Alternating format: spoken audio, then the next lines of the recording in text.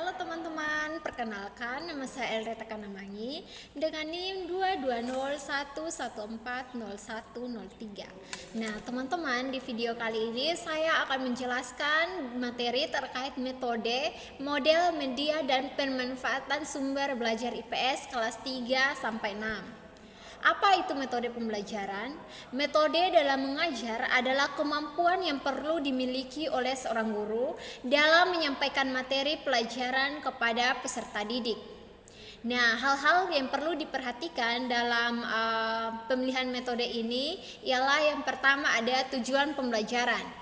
Yang kedua, kemampuan guru terhadap materi dan metode yang akan dipilih. Yang ketiga, kemampuan peserta didik belajar. Yang keempat, situasi atau kondisi saat belajar.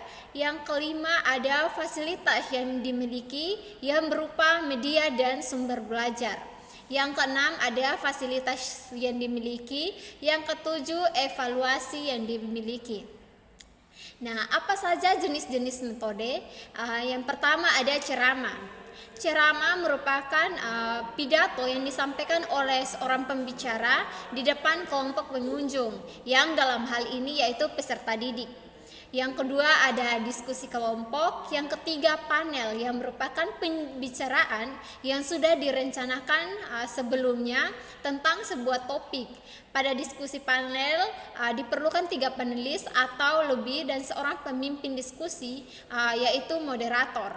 Yang keempat ada studi kasus, yaitu menganalisis masalah yang ada. Yang kelima ada brainstorming, merupakan semacam cara pemecahan masalah di mana anggota mengusulkan dengan cepat semua kemungkinan pemecahan yang terpikirkan. Yang keenam ada diskusi formal, yang merupakan metode pemecahan masalah yang sistematis. Yang ketujuh ada tanya jawab. Yang kedelapan ada kerja kelompok. Apa itu media pembelajaran?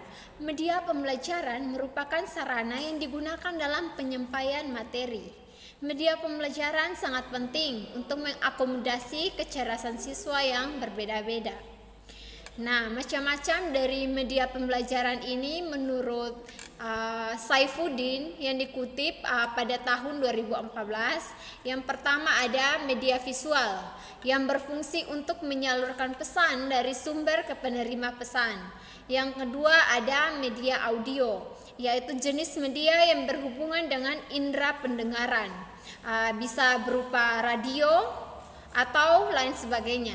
Yang ketiga ada media proyeksi diam. Jenis media-media proyeksi diam ini seperti film bingkai, film rangkai, OHP, opaku, proyektor, dan mikrofis. Yang keempat ada media proyeksi dan audiovisual. Nah, jenis-jenis dari media ini yaitu antara lain seperti film gerak, film gelang, program TV, dan video. Yang kelima ada multimedia, adalah sembarang kombinasi yang terdiri atas teks, seni grafik, bunyi, animasi, dan video yang diterima oleh pengguna melalui komputer. Yang keenam ada benda-benda yang ada di alam sekitar dapat digunakan sebagai media pembelajaran, baik itu benda asli ataupun benda tiruan. Nah, pemanfaatan dari sumber-sumber belajar ini juga bisa berupa buku teks, sumber online, media audiovisual, kunjungan lapangan, proyek kelompok, literatur anak, dan permainan pendidikan. Baik, sekian penjelasan dari saya terkait dengan model, metode, media, dan pemanfaatan sumber belajar pada kelas 3 sampai 6. Untuk itu, terima kasih.